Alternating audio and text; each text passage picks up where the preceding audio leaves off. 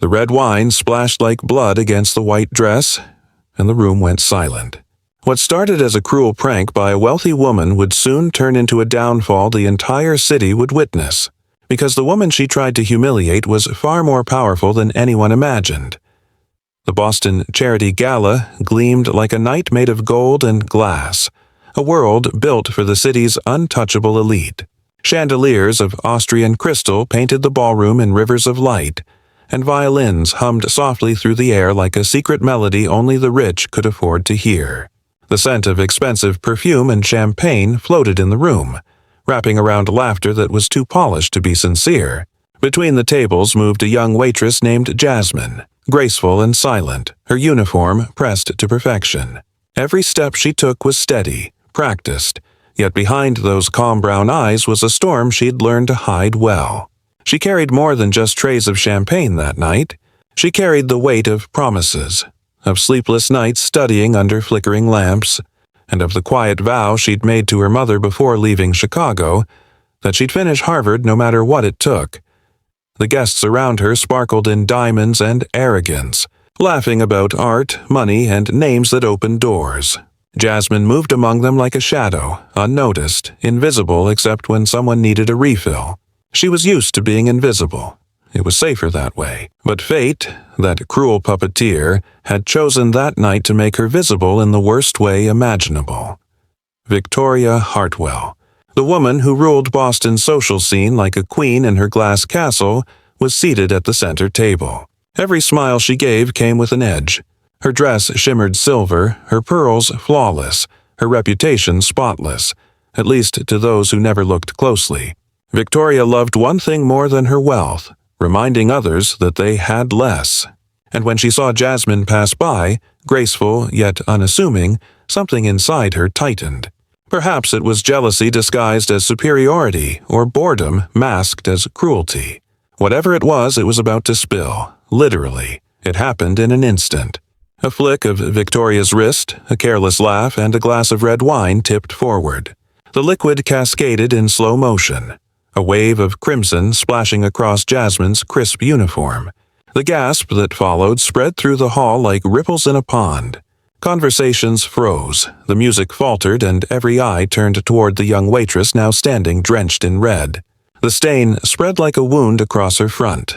Bold, deliberate, humiliating. Victoria pressed her hand to her chest in feigned horror. "Oh dear," she said with mock sympathy, her tone dripping with false sweetness.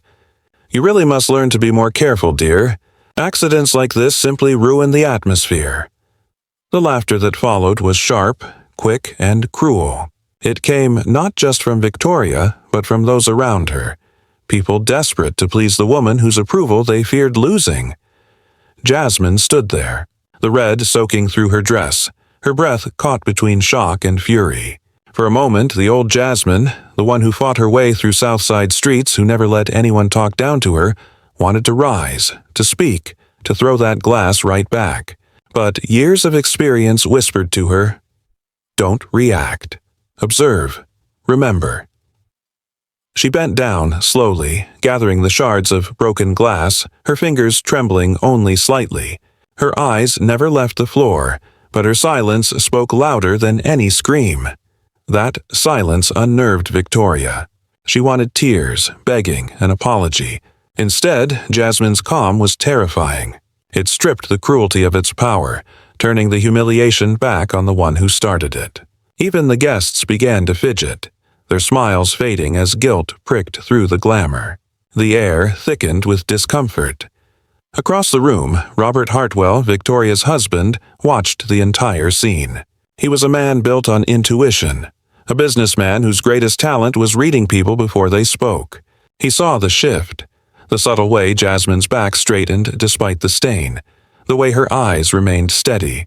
And then he saw his wife's smile, satisfied and poisonous. In that single moment, something inside him cracked.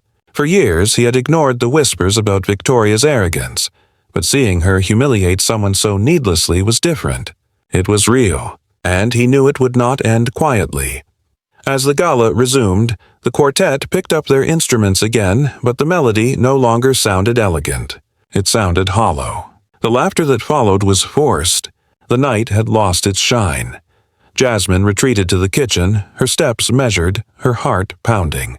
Behind the silver doors, away from the glittering cruelty, she finally exhaled. She removed the soaked uniform and replaced it with a spare one from the storage rack. Her hands shook slightly, not from fear, but from restrained anger. She looked at the red stain drying on the ruined fabric, and a thought took root. Slow, quiet, but certain. This wasn't just humiliation. It was evidence. Years of studying human behavior and injustice had taught her that the most powerful response to cruelty wasn't rage. It was exposure. She remembered the small voice recorder she always kept in her pocket, part of her research project on workplace discrimination for Harvard. She had captured voices before, arrogant executives, dismissive clients, but this was different. It wasn't just research now, it was personal. She replayed the short clip in her earphones, Victoria's laughter, the mocking tone, the exact words. Her fingers tightened around the device. She didn't know how yet, but she knew this moment wouldn't stay buried under chandeliers and music. The truth had a way of finding its light, and when it did, those who hid behind wealth and status would face the reflection they feared most. Jasmine straightened her shoulders and looked at herself in the small mirror above the sink. The red stain was gone, but the memory burned bright. Dignity, she realized, was sharper than any insult. She walked back into the ballroom, her face calm, her steps unhurried, her silence louder than any confrontation. And somewhere in the glittering crowd, as laughter returned and violins played, the first cracks began to appear in the perfect porcelain life of Victoria Hartwell. Cracks that Jasmine would one day widen into a fall the whole city would remember. Victoria wasn't done. For her, humiliation was never complete until it became a story she could retell, a performance that fed her ego. Surrounded by her diamond-draped circle of friends, she leaned back in her chair, her laughter tinkling like crystal, carrying through the ballroom. The wine incident had already become her evening's entertainment. She described it with exaggeration, painting herself as the victim of a clumsy, unrefined waitress. Her words oozed superiority, the kind that needed to step on someone else to feel tall. Every phrase was carefully crafted for an audience that adored cruelty disguised as sophistication. Jasmine re-entered the hall in a fresh uniform, the fabric crisp, her expression unreadable. She had changed her clothes, but not the memory of what had happened. She could still feel the echo of the laughter on her skin. Yet she didn't lower her gaze or quicken her step. Every motion she made was intentional, measured, as if each movement had been rehearsed. The chatter around her dimmed slightly, though no one admitted why. Her calm, composed presence unsettled those who had mocked her only moments ago. Victoria noticed it too. Her smile twitched almost imperceptibly. People like her thrived on reactions, on fear, on visible cracks. But Jasmine gave her nothing. She moved through the tables like smoke. There, impossible to ignore, yet untouchable. Victoria decided she couldn't allow that composure to stand. Cruelty, to her, was a game, and she was determined to win it. "Come here, dear," Victoria said sweetly, loud enough for those nearby to turn their heads. Jasmine approached, her face calm, her eyes distant yet watchful. Victoria picked up the French dinner menu, waving it lightly. "Be a darling and read this for us," she said, her tone carrying a smirk. The people at her table chuckled. They knew exactly what she was doing, setting a trap, one meant to expose ignorance, to reduce the woman she'd stained to nothing more than entertainment. But the trap snapped shut in the wrong direction. Jasmine took the menu with steady hands. There was a beat of silence, brief but heavy, as she glanced over the printed words. Then she began to read. Her voice flowed smooth and confident, her French accent refined, each syllable pronounced with flawless precision. The entire ballroom seemed to freeze. Her tone carried poise, not defiance but quiet mastery.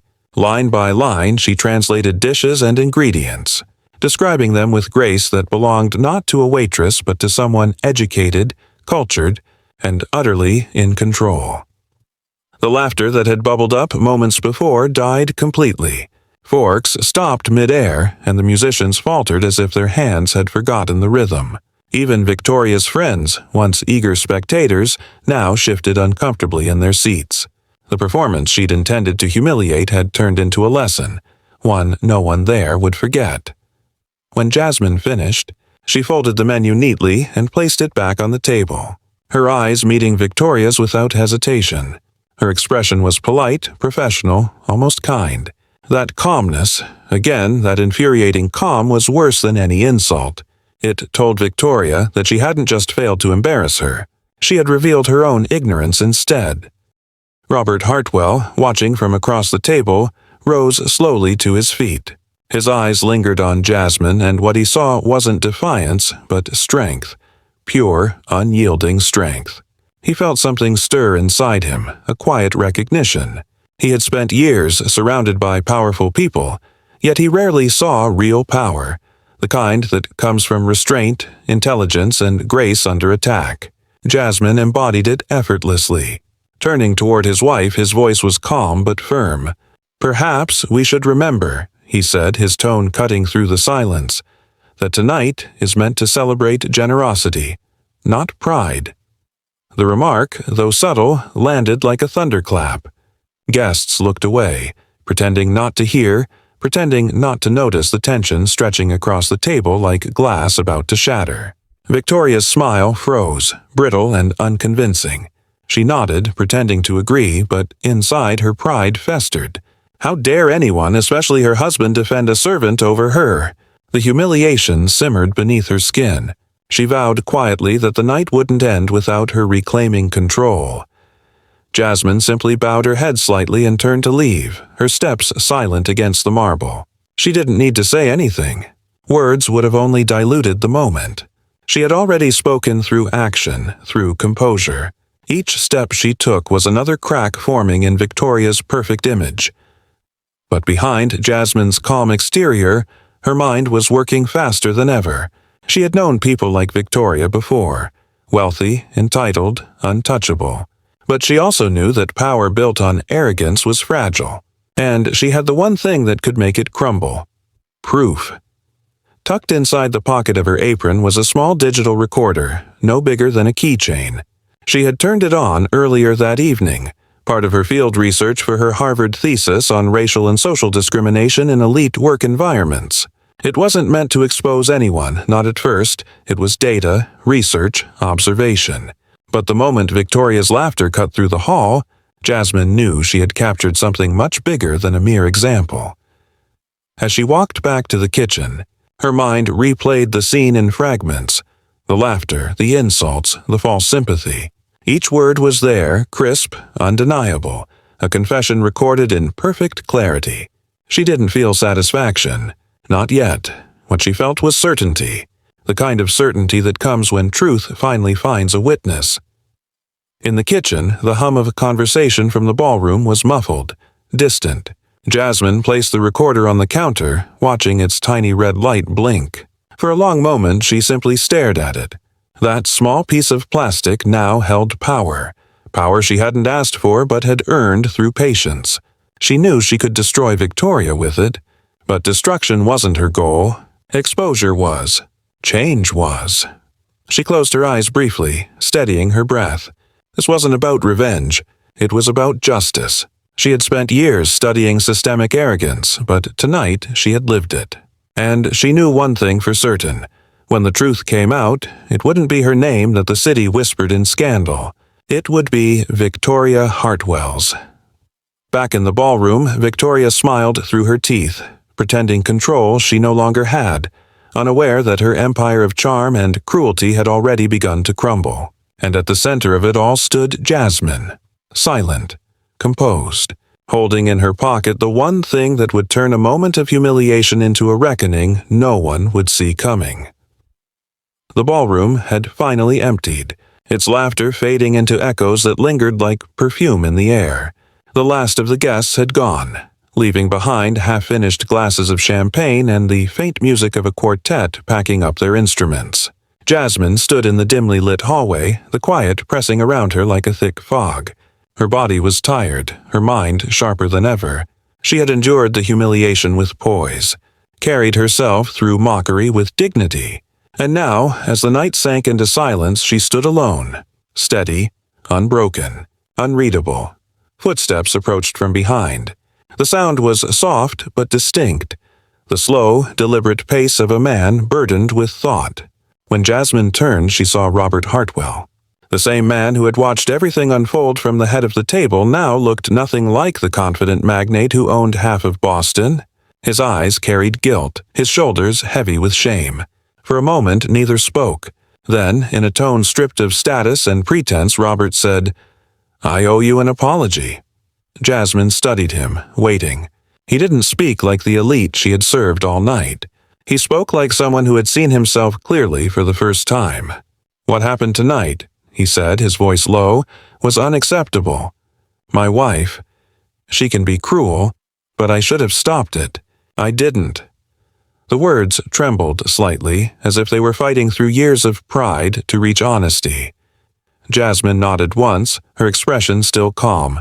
"Apologies are easy, Mr. Hartwell," she said quietly. "Change is harder." That struck him deeper than she knew. He paused, taking a slow breath. "You're right," he admitted. "Change is what we need. And maybe you're the one to help me do that." His words carried no flattery, only conviction. He asked about her background, expecting perhaps a story of hardship and survival. But when she mentioned Harvard, her studies in corporate ethics and systemic discrimination, his eyes widened slightly. The realization washed over him like light through glass. "You're not just working here to pay bills," he murmured. "You're studying this world."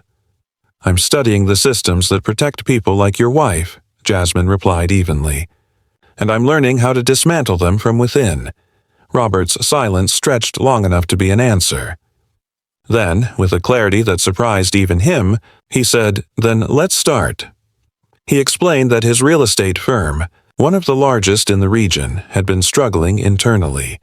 Accusations of bias, complaints about unequal treatment, lack of representation in leadership. It wasn't just a business issue, it was a moral one, and he knew it. He offered her a consulting role, independent, well compensated, and, most importantly, free from interference. He wanted her to help him build something better, not as an act of pity, but as an act of reform. Jasmine hesitated. The offer was powerful, but she had no interest in revenge.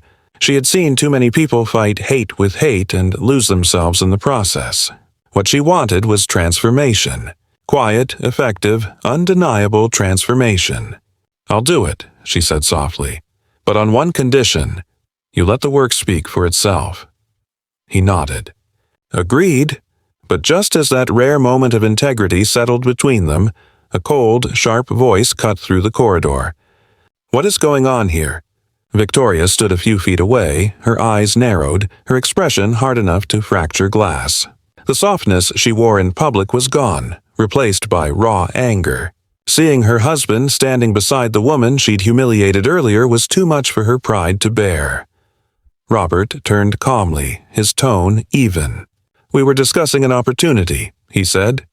"Jasmine will be joining the firm." Victoria's laugh was quick, brittle. "Joining the firm? As what, the cleaning staff?" "Consultant," he replied flatly. "She's a Harvard scholar. She'll lead our inclusion initiatives." The color drained from Victoria's face. For the first time, her confidence wavered. She stammered something about misunderstanding, about jokes gone too far. But Jasmine didn't flinch. She simply looked at her and said, "Don't worry, Mrs. Hartwell. I've documented everything. Words, tones, behaviors, all part of my thesis on racial discrimination. Your contribution has been substantial." The silence that followed was suffocating. Victoria's lips parted, but no words came. The realization hit her like a blow. The humiliation she had intended for Jasmine was now recorded proof of her own cruelty. Her mask cracked right there in that hallway. Within days, the news began to spread. Not from Jasmine, but through whispers, leaks, and the quiet efficiency of the digital world. The recording she had captured, every cutting word, every smirk, every tone, made its way into the hands of people who were tired of pretending that cruelty in high society was sophistication. The audio surfaced online, first anonymously, then everywhere. News outlets picked it up, headlines flashing across screens. Boston elite caught in racial scandal. The fallout was instant. Victoria's charities dropped her. The foundation she chaired voted her out overnight. Invitations to galas vanished. Her friends, once eager to bask in her glow, disappeared like smoke. By morning, her name was synonymous with disgrace. Robert didn't defend her. He didn't issue statements or hire PR teams. He simply told her the truth she had earned. "You did this to yourself." His words were quiet, but they carried the weight of finality.